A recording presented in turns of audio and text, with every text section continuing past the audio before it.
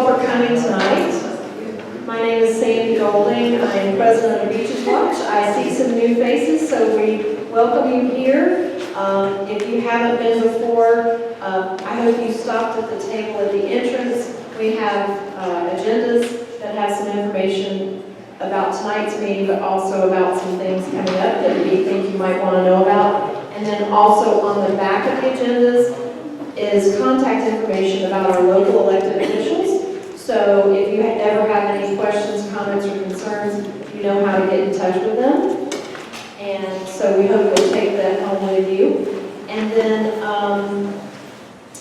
for those of you who don't know about Beaches Watch, we are a nonprofit, nonpartisan civic organization.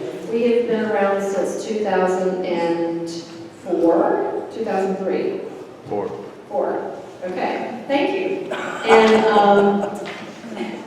And our focus is educating and engaging citizens in the issues that come before our local beaches communities, with a focus on issues that affect our quality of life. And so that's an important piece about our speakers tonight, because a lot of people realize that the beach is a very important part of our quality of life. So we're looking forward to hearing our speakers tonight.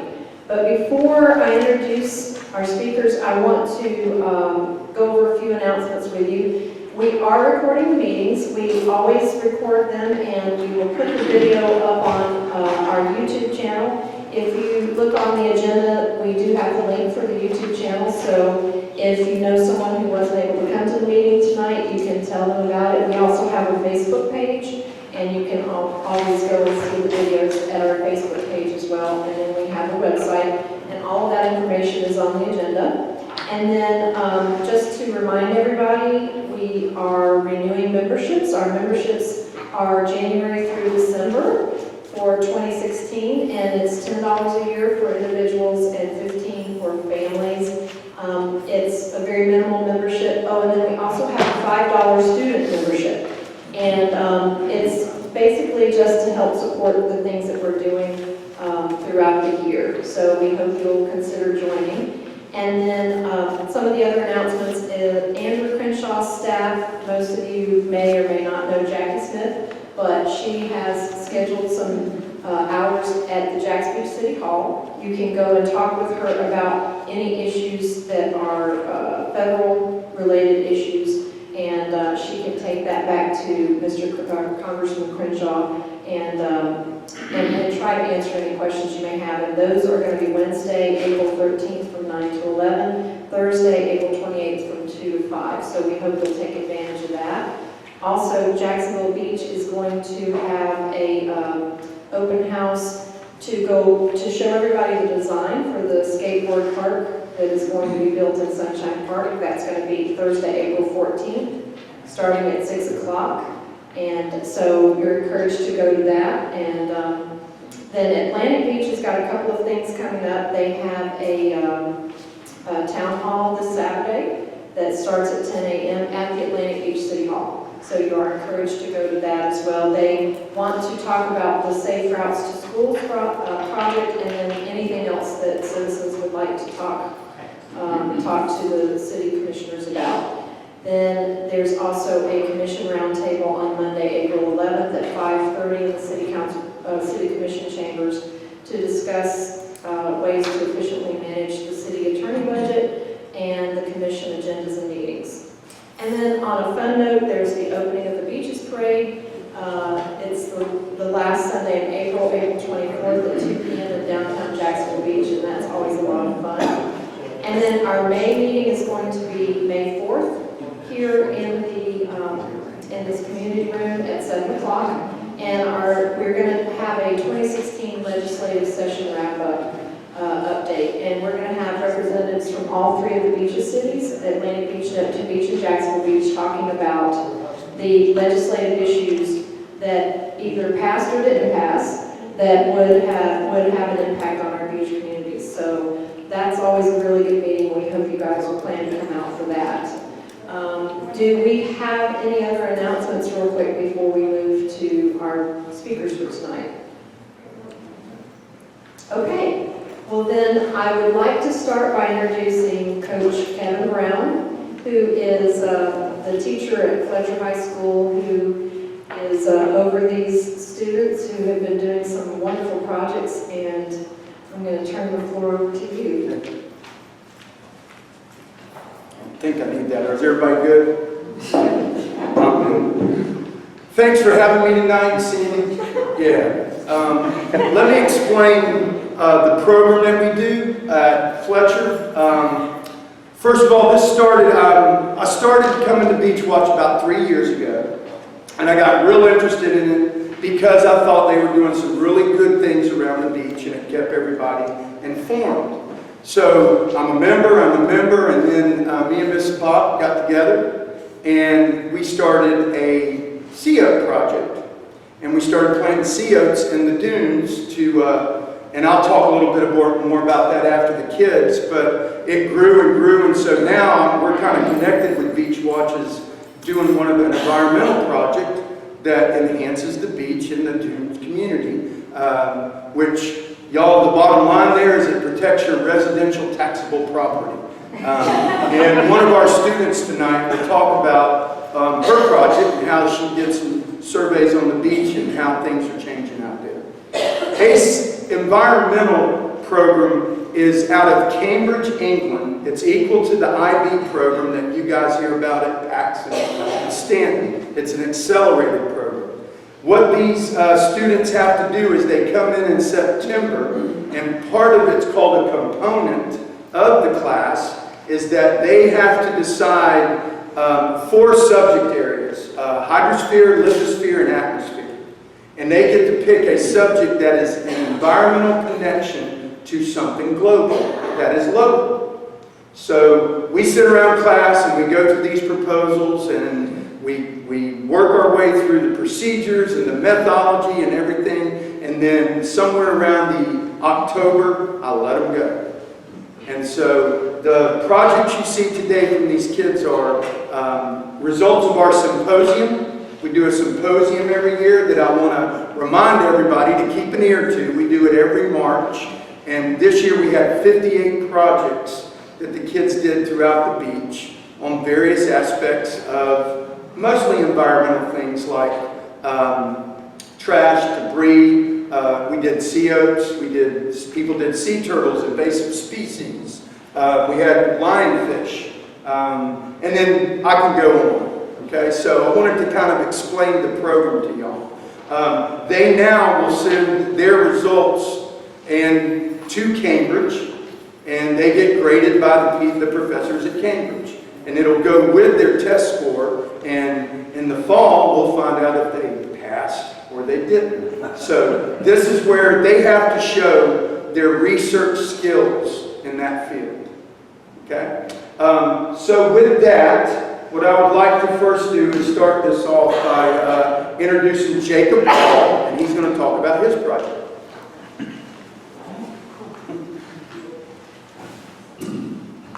Hello, thank you all for letting me speak. So yeah, when Mr. Brown said we asked you to do an environmental project, I was a little scared because I'm not really an outdoorsy type. And then he said we could do a survey. Perfect, because I can do that on the computer. So what I did, what I wanted to look at least, was how people perceived the importance of different environmental threats and how they perceived the impact of these threats. So not necessarily whether or not they understood what each threat meant or what was actually happening, but just if they thought one threat was more important than the other and why they thought that. So I assembled a 10-item questionnaire, and I put it out online, and I let everyone who wanted to answer it, and I sent it around the class. I put it on Mr. Brown's whiteboard for a couple of months and just got as many results as I could, and I ended up with 167 individual responses with 10 separate data points that I could use to analyze this. So the questions on the survey were some basic demographic information, age, gender, and race. I then asked people how knowledgeable they felt they were on environmental impacts on a scale of 1 to 10. I had them rank the 5 threats used on a scale of 1 to 10 in terms of impactfulness and urgency, and then I had them rank each 5 threats from most impactful to least impactful. So the 5 threats used were global climate change, global deforestation, global loss of biodiversity, global population growth, and oceanic dead zones and hypoxia. So what we found, or what I found, which was really, really interesting, was that if you look at this graph right here, this graph represents the first actual data point of the questionnaire, and that's how knowledgeable people felt they were about environmental issues. And as you can see, there's a lot of answers up here around 8, 9, 10, and not very many around 1, 2, 3. So I can't actually verify if that's how knowledgeable people are, but what I can say is people think that they know a lot about environmental issues. So next, I did a one-way analysis of variance on the mean impactfulness scores for each threat. And what that found was that there was definitely some difference in the perception across all 5 threats. So people definitely saw at least one threat as more or less impactful than the other 4 threats combined. So I did some subsequent t-testing to find out which threats were viewed as more impactful than others. And I will turn here to actually give you those results. So what I found was that global climate change is thought to be more impactful than loss of global biodiversity. Global climate change is thought to be more impactful than oceanic dead zones. Global climate change is thought to be more impactful than global population growth. Global deforestation is thought to be more impactful than oceanic dead zones. And loss of global biodiversity is thought to be more impactful than oceanic dead zones. So those 5 interactions between those impactfulness scores are significant, which basically means people see them as different in terms of impact on our environment. And the other 5, just to give an example, oceanic dead zones and population growth, people don't actually perceive any difference between how impactful they are. Another really interesting point I found was using modal data from the final item on the questionnaire. I could rank them from what people perceived as most impactful to least impactful in relation to one another. So global climate change was thought to be the most impactful by a large, large margin. Global deforestation was thought to be the second most impactful, then loss of global biodiversity, then global population growth, and then oceanic dead zones. So what I just found really interesting about this is it shows that our standards of environmental education are not quite up to snuff. While we have a lot of wonderful programs that do educate us on the environment, like Mr. Brown's class, people still obviously view these threats based off perception in media and popular culture and things like that, as opposed to the actual impact of the threat. Any questions?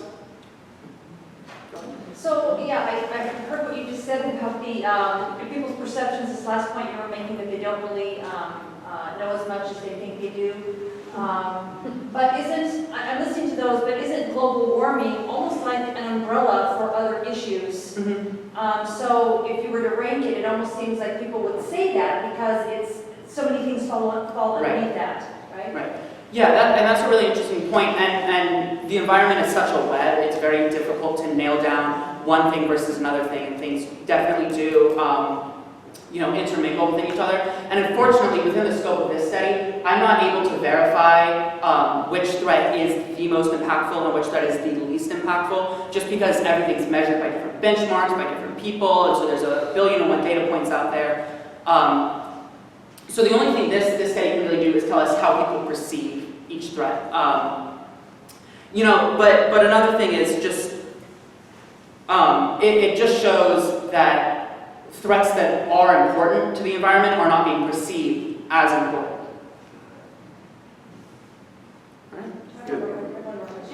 So just for fun, do you have a difference in since you did your demographic variations, do you have male and female, what they perceived as? Yeah, so due to where I posted the survey, I posted it to an online forum called reddit.com. And where I posted the survey, the results were predominantly white males between the ages of 13 and 19 years old. Yeah, about 90% of the responses.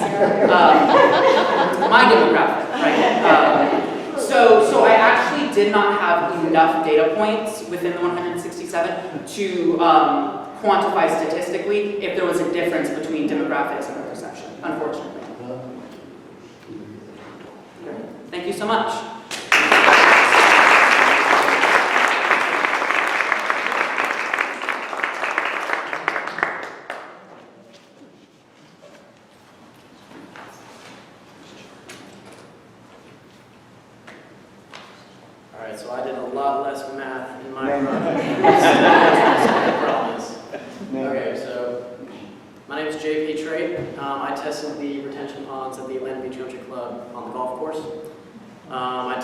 nitrates, pH, and TDS.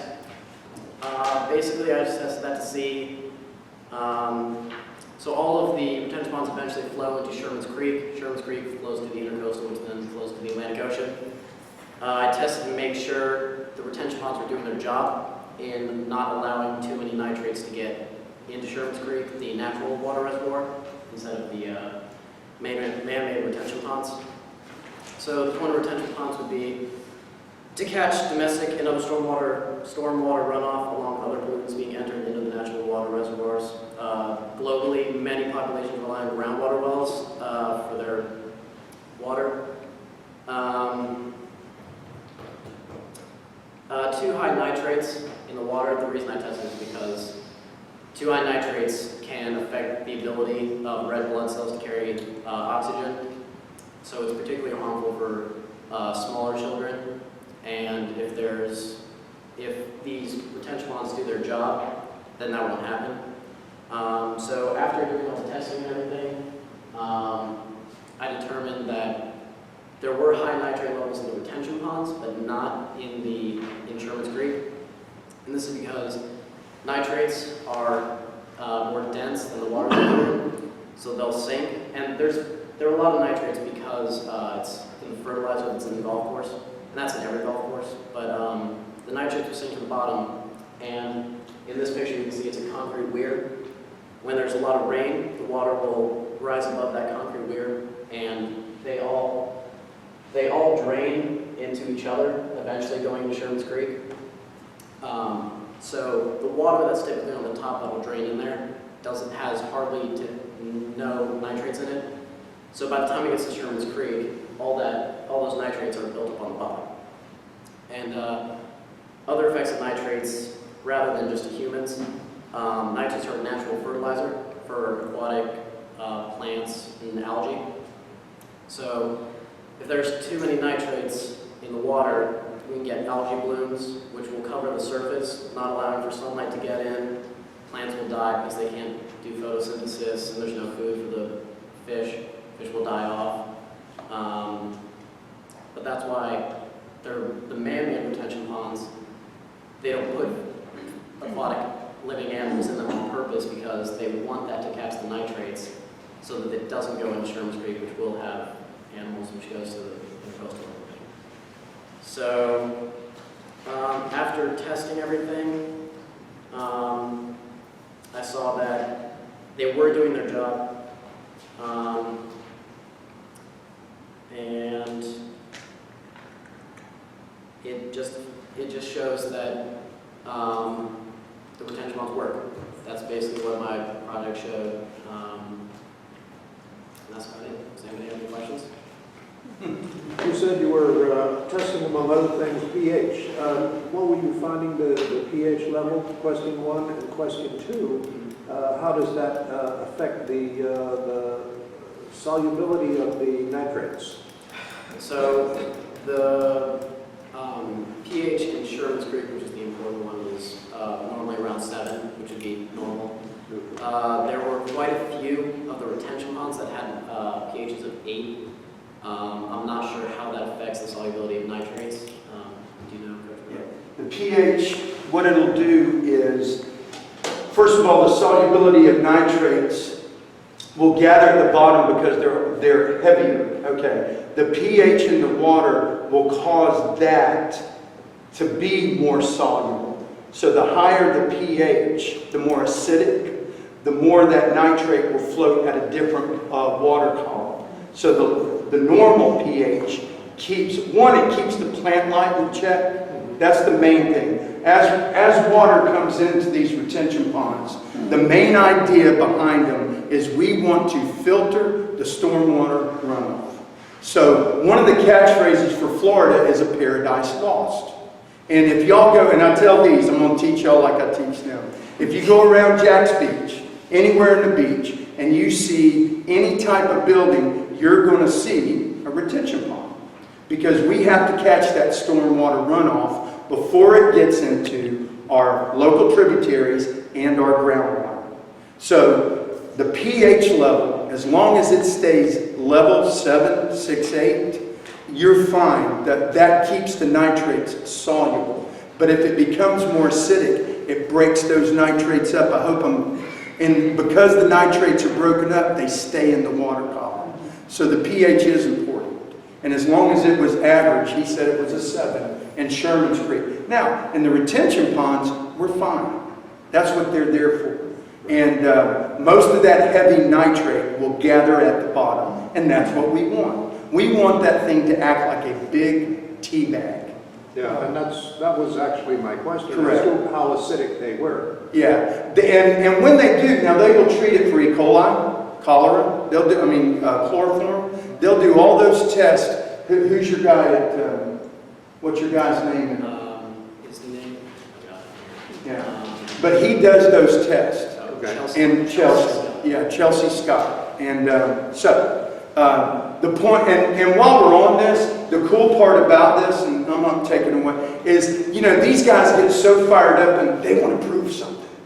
And they want to go, I'm going to say, and half the time they get out there and it's like, oh, we're doing the right thing, which is the lesson learned, is that we are doing really good environmental things at the beach. So all these little retention ponds that y'all see is a good thing. And, and JP proved that. It's working at Atlantic Beach Country Club, which is what we want.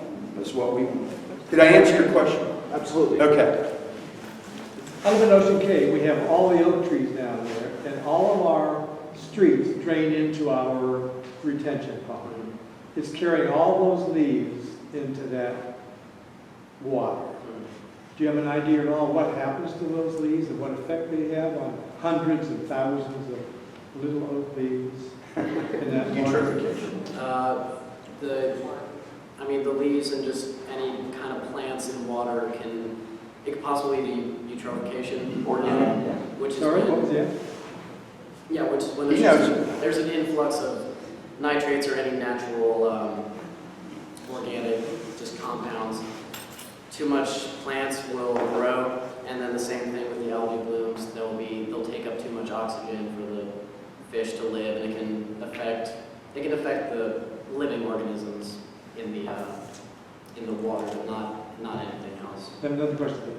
What about, we put a bubbler in our lake, one of the ponds, and the idea behind that was to eliminate the algae. Is that effective? Yeah, the O2, what you're doing is you're adding O2 to that water. When you did the bubbler, Yes. you're also moving water. And the key to keeping algae away is the nitrate level. You're maximizing O2. That's not an issue really with the algae. They're going to get their O2 from the atmosphere and sunlight. But you're moving water. So as long as you're moving water, that is a good thing. To keep the water column moving. Stagnant water is not good. Any stagnant water is not good.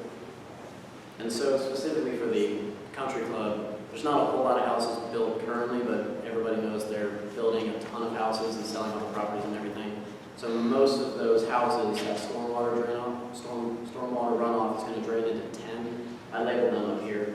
That's not their actual names, that's just how I did remember it. But so most of them will go into 10. And that's why I chose to test that one, and that had some pretty high nitrate levels. And that would be an interesting one to test, like 10 years from now, once all the houses are built. It would be an interesting project to see somebody else repeat and see if they got higher numbers or what happened there. Thank you. Good job.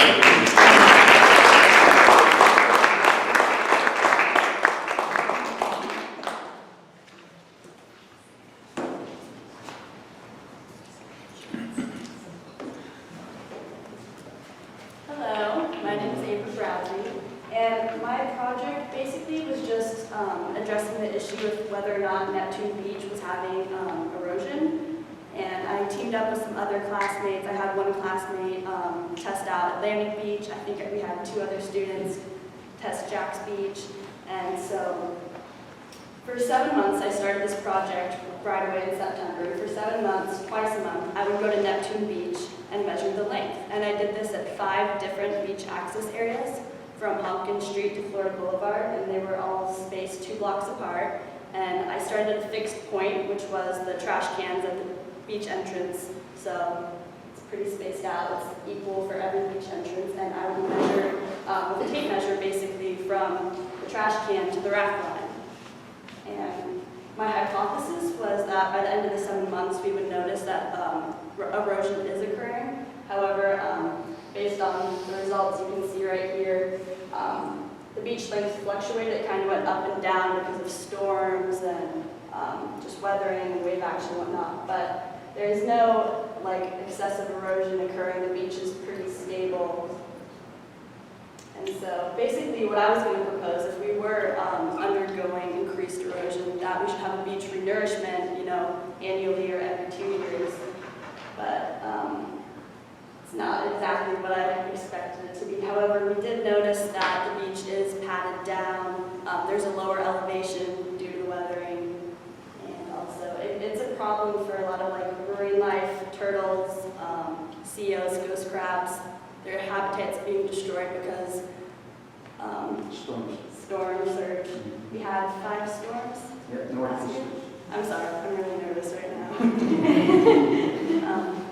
So yeah, actually, my average length in September was around 88 feet, and by March, the end of my project, it was 96, so we actually went up in beach length, which is weird.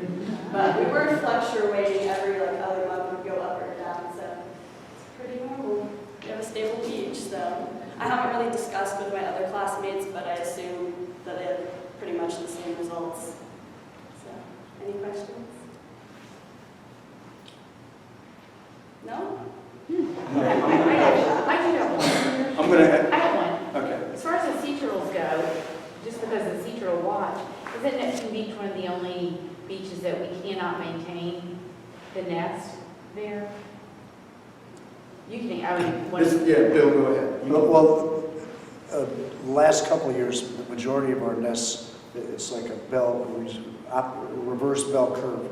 So that in Neptune Beach, which is the middle of our zones, Right. there are very few. We had, and I'm not exactly sure, you can tell me what that straight wall is. Correct, where the bulkhead was. Right, which really prohibited a lot of turtles from nesting there. So we had a lot of false crawls there where they would go up and come back. Right, but I think Neptune was the only area that wasn't. Well, right, and we did move. One of the things we found out from her project was this. During the storm surge, Neptune Beach from Davis to Florida Boulevard got hit the hardest. And if you go down there tonight, tomorrow, and you walk that from Davis to Florida Boulevard, you're going to see exposed sea oat roots. Okay, now, what happens there is this, and it takes us into sea oats a little bit, so I'm going to talk about that in a little bit. But because we aren't retaining the sand, everybody get me? We're not retaining the long-shore currents, aren't bringing it back, okay? Our beach, when she said it was compacted, it stays compacted. Now, one of the big issues, y'all, is we need beach, what we call sugar sand. We need that light sand that when the winds come, they build the dunes up. You don't see it. You can't see it. It's salt spray and sand, and it builds the dune, and I'll talk about that after Kara here.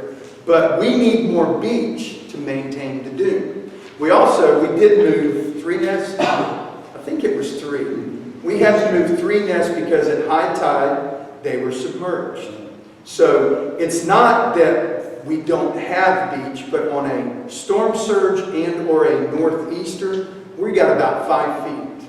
And if we get that in the summer, we've been fortunate, y'all all know, the last big hurricane seasons we had was 05 to 07. So we didn't have to deal with that. But the beaches do need to be renourished. And I believe, listen, I've heard 3 or 4 stories. I've heard one starting July 1 at that end. I've heard July 16th at this end.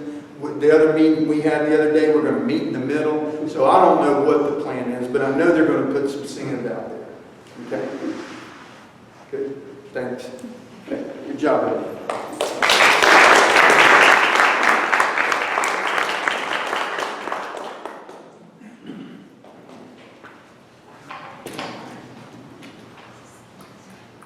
Hi, I'm Kara. For my project, the gist of my project in simple terms is I buried trash. That's like literally what I did. So I went to a beach location and an estuarine location, and I decided to bury 6 different types of trash. So I took common trash that I would kind of like find typically on the beach. My focus was on the beach. So I took cigarette butts. I took biodegradable trash, and an apple core, banana. I took plastic bag, and I took styrofoam and aluminum. And at each of the locations, I buried them each in a separate hole, and each hole is 8 inches into the ground. So I would bury them at both locations, and then I put a little stick in so I could find them again. And then, I left it there, and every week for 6 weeks, I would go back and check them. And the purpose of my experiment was to see which location was able to decompose the trash faster or more efficiently. And for my project, I discovered that at the beach it takes longer for the materials to decompose than in the estuary. And that is because at the beach there is less bacteria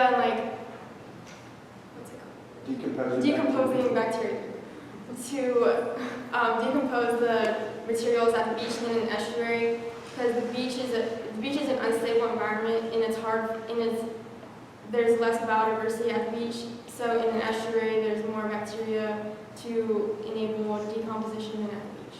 So that's pretty much my story. So yeah. Any questions? Excuse me. What were the different areas that you were doing? You were using beach, estuary, and what else? Those were the 2 locations. Okay. You may have mentioned this, but what was the time span? 6 weeks. Yeah, I checked it once a week for 6 weeks. So what was the quickest? What decomposed? Oh, the apple core and the banana peel decomposed the fastest, and then Anything that didn't decompose at all? the plastic bag didn't decompose as well as it decomposed. And the aluminum. Styrofoam? It did a little bit. It curled. Oh. It was not. What about the cigarette butt? At the beach, they kind of just they're just kind of there. They don't really clean up. Yeah, they don't do it. They just Got over 4,000 of them. they just absorb. One of the global connection to this is we rake our beaches. Sometimes you get beachcombers and they rake the beach. And what we did is I told them, I took a group down, there was nobody here, but we went around the pier.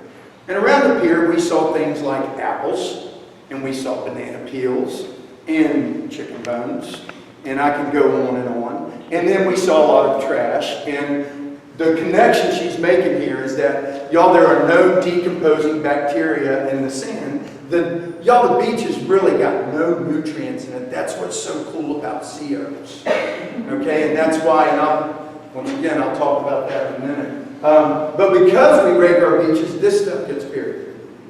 Okay, this stuff gets buried, and it takes a long time to get out. And once it's buried and we get a big high tide, the sand goes away, and here it is again. And all these guys, you're good. I know you're nervous. First of all, listen.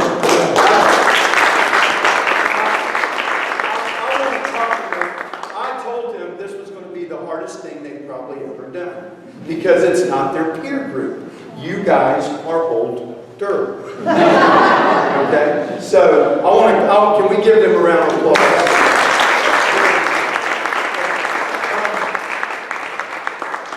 Real quick, y'all, this is 4 of 58. Okay? And here's the cool part. What I enjoy doing with young adults as well as adults, I have a little bit of time left in education. I'm going to be out of it soon. But I think public education on environmental issues is probably the main thing we need to do. We can talk all the science to you. Y'all can read all the newspaper you want. But unless we start educating people on doing better, we all need to do better, then our environment's we're gonna keep having to deal with this. And y'all, things like beachcombers cost money, you know? And if we just do a better job, well, you know, our environment will hang in there a little better. Now, I think if I start with their age group, they're going to go to college and they'll get married and and I've educated them. And I think it's just cool that maybe tonight they educated us. And I think that, you know, they did a great job. And I appreciate that. So, does anybody have a question about these? You know, yes, sir. What do any of the four think should be done with their findings beyond speaking to groups like us? What could they? What do any of the four think should be done, especially the last one about being able to biodegradable stuff? Right. You know, now I've had to get this. I had a kid 2 years in a row, not this year. Y'all, we did something simple. I'm going to go to your question. Gray trash cans. Nobody pays attention to gray trash cans. So we put 4 gray trash cans in the junior parking lot at Fletcher High School. Okay? And we put on there, put your trash in these. Nobody put their trash in. Then we took and we painted them, you know, yellow and red. The most advertised color in America. Okay? And said, put your trash in here. We got a little bit more. Then we put in environmental project, Coach Brown's room. Please put your trash in here. But they were full. Okay, now, with that said, there was a cause. You with me? So, you know, living at the beach, all of us, nobody in here doesn't appreciate our beach. But we get visitors that aren't educated. And that's the problem. They're probably used to going to other places where they're just very frivolous with what they do. So we need to do things like in Neptune Beach, one of these projects 4 years ago, anybody lives in Neptune Beach, there is a trash can at the end of every access. I don't know if it was the cause, but we did a survey and we did trash on the beach and we did trash around the trash cans and we said if you put one at every access, it's better. Y'all, Neptune Beach, when we do our pickups, it's pretty good. We got enough receptacles. Now, are they ugly? Yeah, but is there a cause? Is there a purpose? Yeah. Now, I don't know if we're going to decorate them colors. I think it would bring more, you know, but it's just funny how visual promotes things. So that's that part. The retention ponds, y'all, are doing good. You know, we need retention at Charbo Park. That's a retention pond. And the cool part about it, not to get into those, is what you do in a community is you build a retention pond and you do something cool like put a park around it to hide the retention pond. Now it's a park. And, you know, we see different avenues here with this. But, you know, retention ponds are working, so I thought that was good. Jacob's survey, you know, even though his demographics were different, y'all, 5 years ago we went down to, Regency. And I took kids with a clipboard and we asked 5 environmental questions. And it was a yes or no answer. And I said, do not ask anybody under the age of 21. Now, obviously, we didn't know that, but we were asking adults. And we had adults. One of them was, could you tell us the process of photosynthesis and how important it is to our ecosystem? And it was off the chain, some of the answers we got. And I brought it back to class, and it wasn't to embarrass adults. It was to show them the education isn't out there. You know, there's a lot of things we don't know. So, with that, I want to sneak into our Beach Watch CO project that is starting this month. One of the things we do, y'all, is we take this. It's called a quadrant. Okay, and we walk the beach. You saw me, 2 weekends ago? I was on my bike going through the sand dunes, and I lay it down, and wherever there isn't, at least I like to look for about 5. If there's not 5 sprigs in that metric meter, then I mark it on my GPS. And I go, we want 16 sea oats in that metric meter. Now, y'all, there's a lot of beach out there, okay? And we've got 400 sea oats this year. So I've already identified 5 spots where, and we did from Seagate to just past Florida Boulevard last year. So all through those dunes, we planted 300 sea oats. And this year, we're going to put more. Now, it's a sea oat, okay? But that sea oat holds the dune in place. And anybody that's been here prior to 1978, how many of y'all are? Okay, y'all remember the wall and the rocks. And we didn't have a beach at high tide. And we were losing residential property. The water was going up underneath. And we were losing it. Houses were, I remember George Bull's house was tilting 6 inches. Because I went to school with his daughter and I remember him saying that. Okay? So this is the science behind it. And what we'll do is go out to these spots and we'll put 16 sea oats in this spot and then we'll go to another one. And we'll go to another one. Now, it's a slow process, but I'm going to do this as long as I'm teaching environmental science at Fletcher High School. And I may do it after retirement, just because I like it. Okay? But once again, this year we are going to plant 400. I've got 3 spots in Atlantic Beach that I think need it. I've got 2 spots in Jack's Beach that I think need it. And I got 1 spot in Neptune Beach that I think. And I will use up all my COs in about, I think it's 60 metric units. So there is a little science behind it. They grow slow. Unless you notice my little red flags when you go on the beach, you would probably not even notice that we planted them. But I always put red flags so I can go back and measure and monitor. So I do that. That is me and my class through affiliation of Beach Watch. This is a little extension of that, okay, for our quality of life. So that is something that we'll start doing this month. The other thing I want to tell everyone is Ocean Conservancy. We did a beach, y'all, we've been doing beach cleanups all year. And our class has picked up 158.6 pounds of plastic and cigarette butts and a little bit of miscellaneous. That's a lot of that. We did Ocean Conservancy in the spring, in September, and we had 1 table.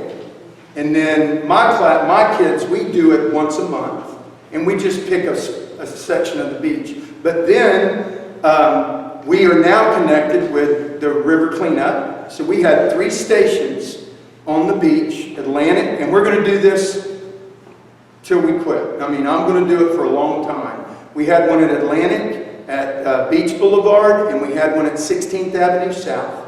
And the coolest part that happened that day was, first of all, we picked up 3,195 cigarette butts. Okay, I have an app that we send in all of our data to Ocean Conservancy, and I will proudly say the other day, y'all saw it on Instagram, and it's y'all, it's me and you. We got this nice little award from Ocean Conservancy about our efforts. So that's really cool for an environmental class. Yes, ma'am? Would you tell everybody why cigarette butts are so important? Yeah, one of the processes with cigarette butts, y'all, to make it real simple, is the seabirds that are nesting and other, probably crabs. I don't know much about although I do know we got a new species of ghost crab. It's called the Australian crab. Right, it's, anyway, okay. But the birds pick it, it gets in their esophageal, and it expands as it goes down with the digestive enzymes. So these things get in and expand. I had one project that's doing the Pacific Plastics, and y'all, I could bring in pictures, y'all, of, let me keep it clean, skeletal birds. And the skeleton is on the beach with plastic tops, about 4 cigarette butts. And this is, y'all, along what they're called the Hawaiian Empire Islands that jut all the way up to Russia and into Japan. And that archipelago, all this trash is coming from Southeast Asia and Japan. So here's a great global connect. We have to educate Southeast Asia on how to do this better, because now it's coming to the Hawaiian Islands and it's washing up in our Pacific Northwest. So this is all about global education, okay? So I've spoken enough. Does anybody have an environmental question before I give this over to Bill? And in our area, yes? It's not really an environmental question, but where do you get the COs? I get them from a place called Aqua East down in Sarasota. They have, oh man, I went down there last year at our convention. I bet he's got 10 acres of sea oaks in a marshland. And we're not the only ones to do it. Y'all, schools and communities do this all up and down the east coast of Florida. It is a common project. But I think we're responsible in our area because we're the school out here. So What are the limiting factors? Okay, you've got a limited amount of money for the COs. You've got a limited amount of labor for planning. I got plenty of labor. The CO costs 35 cents per acre. So I really don't, I could literally plant COs all year. But April, late March, early April is a great time because we're going to get a lot of rain. Yeah. This is our rainy season. And one of the things, if you ever see one of my red flags and you happen to be on the beach or you live near, go get some water and throw it on. You know, I tell people that all the time. They go, how can we help you? And I go, you know, if you live here and I just did 50 sea oaks by your wall, man, walk down every once in a while and water them. Because that's really the hardest part. They're pretty durable, but a little bit of water doesn't hurt them. So, yes, ma'am? How do you pay for those? I raise it. I raise it. I make it happen. And I just make it happen.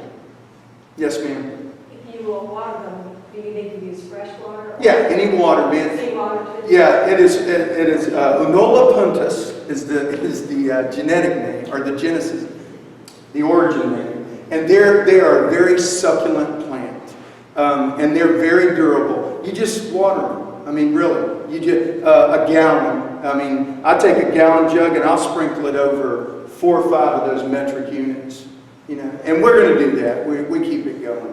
But the sea oats are the least of our problems. You know what drives me crazy is I'll plant them and then I'll go see people in them. You know, and I have no problem. Last summer I went up and I said, ma'am, can I have a minute of your time? And she goes, sure. And I said, your kids are playing in the sea oats. And she goes, oh yeah, they're safe there. And I said, well, we really don't encourage that. Can they come down? And she kind of went, well, who are you? Blah, blah, blah. And I said, well, I'm the guy that planted like 50 of them right where they're at. And I said, so get them out of the dune. We don't go in our sand dunes. And, you know, I could talk about sand dunes and everything. I've done projects with that. But I just want you to know my job at this beach is to take our young adults and educate them on how, what I want them to do is grow up, go get a great degree, come home, be great citizens, and now they're going to educate people, and we'll keep our beach as pristine as we possibly can. So I appreciate, yes ma'am. If you had double the resources, giving you the capacity to double your purchasing power for COs. Yeah, I mean, if someone wanted to contribute to that, Yeah. how would they do that? They would send it, you know, call me. I'm at Fletcher, and y'all, anybody can donate to the Fletcher Coastal Marine Science Club. That's how we do it. And you walk in there, you mail it, and just make the, you know, do not make the check to Kevin Brown. Please don't do that. If you wanted to do, and by no means did I stand up here tonight, and we usually handle that. But, you know, Fletcher Marine Coastal Club, attention Kevin Brown, I'll hand it to Cindy Jesse, and it goes in our account. And, you know, we do, and we would, you know, that's how, it's an easy process. But I usually have, to put it lightly, some folks out there, and I go, you know, I need this, and they go, no problem. And I just have people I can go to, and they support me greatly, and I would appreciate any support, because it's all going back to the program. So, yes ma'am.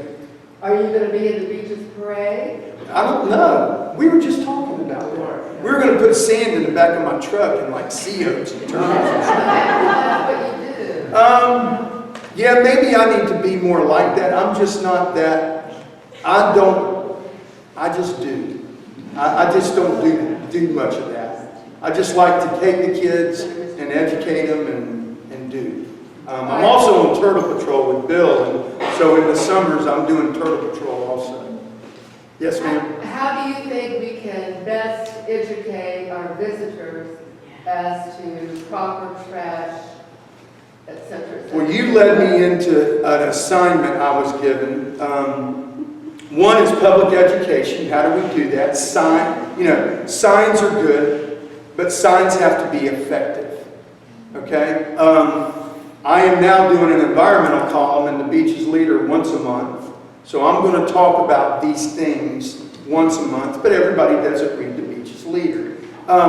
It's really just getting the word of mouth, which is usually the way. If you are on our beach and you are a resident, don't be afraid. And I know we're in a cynical world we live in, but we're going to talk about holes in a minute. But I never back off when I see people leaving beer cans. I never back off when I see people walking through sand dunes or doing anything disruptive. It's all about the way you approach them. And I try to educate them. I think signs and awareness is the best tool right now. And just little public education. I know. But that's what we do we do. Say no to drugs, but half the world's on drugs. I mean, we advertise that on TV how many times? So. Well, my husband doesn't want me to be the little old lady. I know. on the beach with them. Call me. I have no problem going down there. I've never had a problem I telling you. can't stand it. Yeah. Yes, ma'am. I was just wondering if there's, like, maybe we could put a couple recycle bin kind of things. Yeah, I mean, but I'm always picking up people's cans that are up But in y'all- the streets with my dog walking. Right. And I'd like to put those cans. Just like I tell the kids, listen, we can get as fired up about the environment as we want, but it always costs money. It just costs money. So, we do little projects. I've got something going on with a couple people, and like we're trying to get some signs for turtles, fill in your holes. That's kind of a priority of ours right now. We almost lost 2 turtles last year to holes, and me. And so with that, I want everybody to know too, by no means I am not an expert in this field, but I will tell you this. I've been teaching it a long time. We constantly look at news. I get news reports from Ocean Conservancy. I get all these emails on current research. So I just kind of keep up with all the environmental things that are out there, and then I pass them. You can ask them. We do too many articles in class. Okay? I am constantly taking our curriculum and applying it to something that is happening right now, today, usually in the state of Florida or very close to it. So and you heard it, they're pretty knowledgeable on this stuff. So with this though, I want to introduce Bill McCullum. He's with the Turtle Patrol, and he's going to talk to you. Sorry.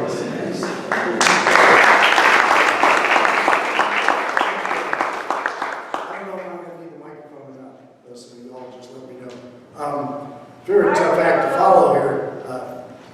You need it? Okay, is that any better? All right. Very tough act to follow. And I think as a retired teacher, it does my heart so much good to see a class really making a difference in the world. So I think they need another round of applause for this.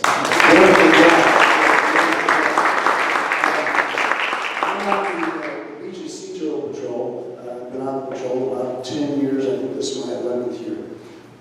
We're a volunteer group of about 30. I see a few of us here tonight.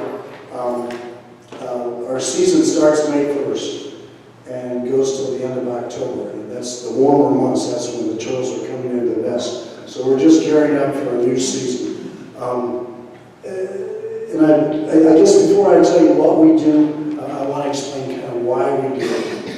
Kevin and his group, they've already hit on a lot of this.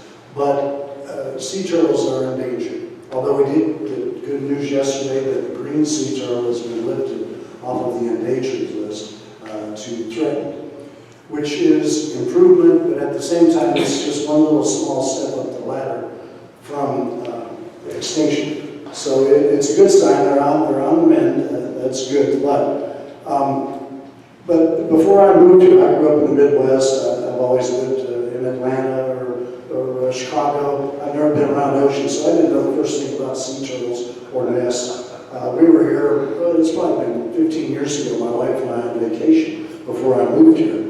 And walking down the beach, and a couple of people that had shirts on like these called us up. They said, hey, come check this out. And we got to see an emergence.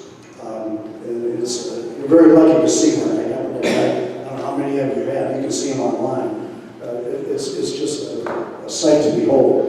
So my wife and I were both smitten with this, and so we said if we ever retire to the beach, which as it turned out we did here, we joined the Turtle Patrol. So we did. And after joining, that's when I found out that we had to be up at sunrise. And I had just spent 30-some years as a teacher getting up early every morning, so I wasn't real happy about that, but it's only half the year. So I'm about to get out vacation and start working again the 1st of May. But that's why we do what we do. Turtles are endangered. Last year we had, I think, 63 nests on the beach. That probably averaged out. There are some of these pamphlets in the back, and all the statistics are in there, so grab one. But say on the average, a nest has 100 eggs. So out of the 63 nests, that's over 6,000 hatchlings. The odds are 6 of those survive. That's 1 in 1,000. 100 years ago, it was probably 1 in 10. Now it's 1 in 1,000. And that's because turtles have been confronted with humans. They're losing their nesting grounds. There's trash all over that they're eating, congesting, and killing them, making them sick. I just had one 3 days ago, a stranded turtle that a few wonderful high school students had found and called, and we got it to the hospital. But as it turned out, it didn't make it. It had eaten some plastic bags. So anyway, that's why we do what we do. It's fun. I mean, it's a wonderful group to be with. We're up early in the morning. We get to see the sunrise. We're doing a lot of good work. So it's a good organization. So we're part of a statewide network. We monitor sea turtle activity in the entire perimeter of Florida. So there's somebody every morning during turtle season looking for turtle tracks. That's why we're there early in the morning, because most turtle activity is late at night or during the night. So we're there early in the morning looking for the turtle tracks. We follow the tracks up, looking for nests. We're one of 26 index beaches around the state, which means that we're charged with collecting a lot more data than other beaches. Like I said, we only had 63 nests, which is doable. We cordon off the nests. You'll all probably see them on the beach. I feel like I'm speaking to the choir here. I think most of you are probably aware of this. But if you go 100, 130 miles south to Melbourne, it's the largest nesting area in this hemisphere. And we had 63 nests. They had over 16,000 in a 20-mile stretch. So they can't collect all the data that we do. So as an index beach, we have different regulations and stricter regulations actually in terms of when we can walk, and there are just a lot of expectations for index beaches. But we're part of that statewide network, and in turn that's part of an international network, so that every morning the reports of all turtle activities are being called in. I've mentioned, I guess, 1 in 1,000. I want to make sure I get over everything real quickly. I guess our biggest job is protecting and assisting turtles anywhere we can. That's why in the mornings, when we find the nest, we'll put the plastic around them to keep predators away and people. Most people are very cooperative, and we we haven't had trouble with the nest, but I don't know if you read the news last year, there was actually a sea turtle patrol member shot doing his patrol, and got in an argument with a drunk, I guess. Hopefully it's not that dangerous up here. And most people that live on the beach are cooperative, but again, it's a lot of the people coming in to the beach on the weekends. So we're doing everything we can. One thing we can do, getting to, related to your projects, is trash pickup. We sponsor beach cleanups also. And also, in terms of education, we try and do it by modeling. So most sea turtle patrol members, if you see them early in the morning, are picking up trash. We're also part of the Ocean Conservancy Project. So we pick up trash and we identify each little thing, and there's an app that we send. Right. What's it called? Clean Swell. Right.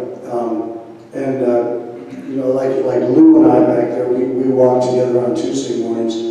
We kind of generally, evaluate the trash. My wife is very, so she counts every single cigarette.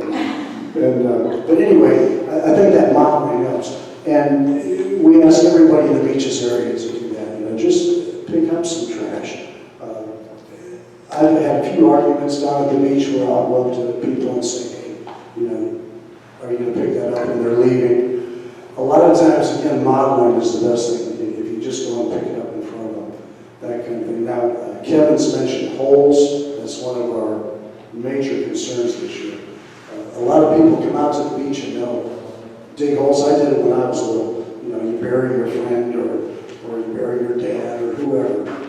But we just ask the people to fill in their holes. One thing we're doing this year, we're contracting right now to have signs made, and we've contacted the 3 beach communities for permission, so we can have signs at every beach entrance asking people, telling them it's sea turtle nesting season, lighting.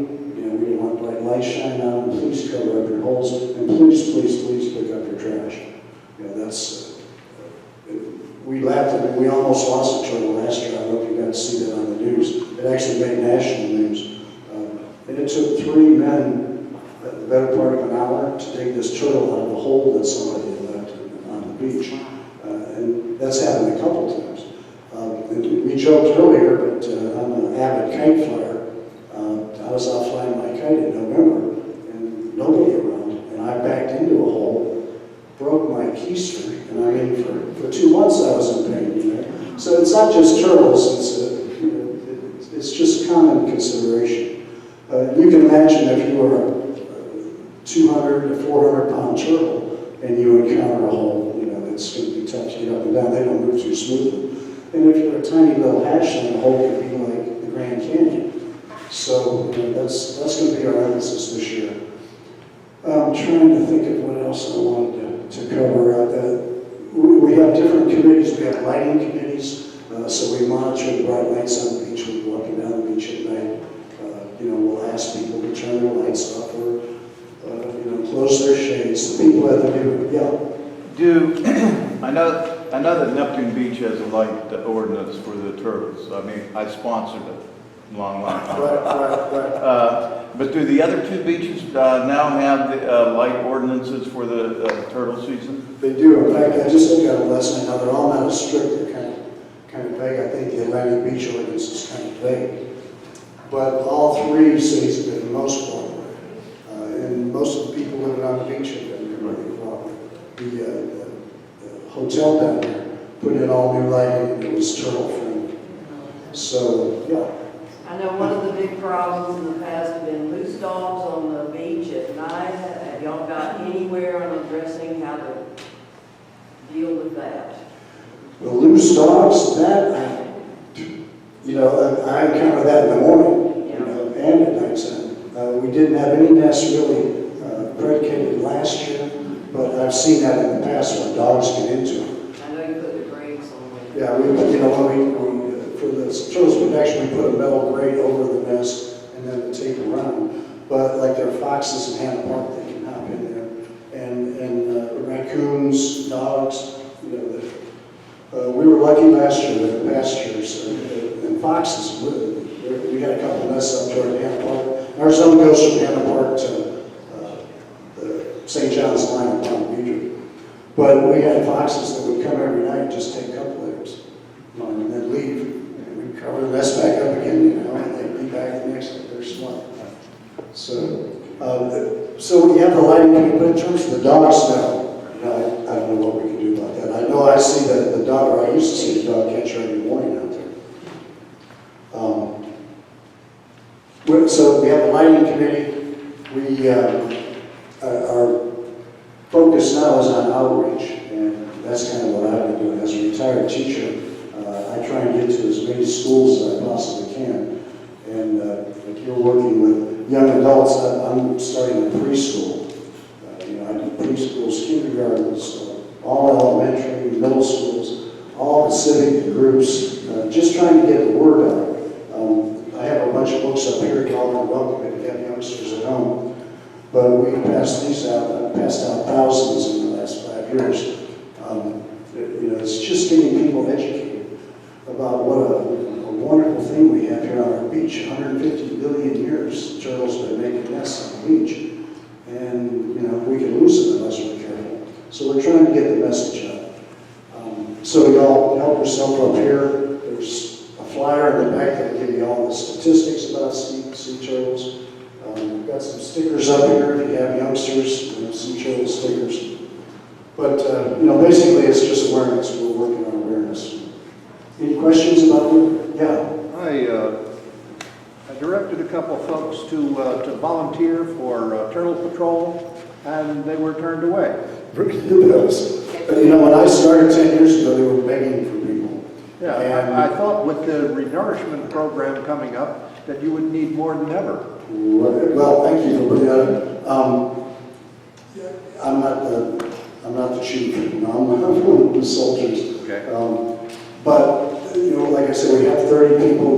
There's somebody covering. We have like a 10-mile stretch of beach, and it's broken up into 10 zones, so somebody's covering that every morning. They found that 30 people is enough to do that. Okay. And most of us don't work, so that we're pretty available. But I felt bad about that too. I was here for a meeting a couple years ago. I presented. This whole room was full, and the first thing that everyone was told was that there's no openings. I take offense to your saying don't work. Since I retired, boy. I know what you mean there. Exactly. Yeah, I don't know how I had time to work before. But and speaking of the renourishment, I just want to hit that real quick. It's going to be a tough year. Like we walk every morning, and then we monitor the nest, we cover the nest. This year we're going to have to move every nest. Now I've heard they're going to start south and come north, but we're going to end up relocating every nest, which is it's a lot of work. We have to dig the eggs up very carefully, put them in a bucket, carry them past the nourishment, dig a new nest, very carefully put them back in there. And we have to do all that before 9 in the morning because the embryos start attaching to the egg. So we have to do it as soon as possible. So that's going to be the big thing. In terms of the way you guys can help, obviously with the trash, you can buy a turtle license plate. That's our main source of funding. We don't have a lot of expenses, but just like these books are like 50 cents each. And like I said, I give out thousands of them, so we're always trying to generate money. You can sponsor a nest. I have a lot of classes that sponsor nests. So there's a brochure up here if you want to do that. So and I'll hang out here any questions because I think we're over time. So I'll hang out and any questions you might have, I'll be happy to answer. Thank you.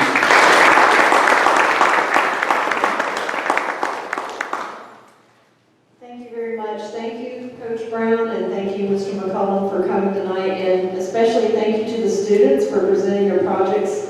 Very, very informative, and I hope that everyone will watch this video and learn from what you guys shared with us tonight. And just a quick reminder, our next meeting is Wednesday, May 4th. We'll have the 2016 legislative update and how the laws that were passed or not passed affect our beaches. And thank you all for coming.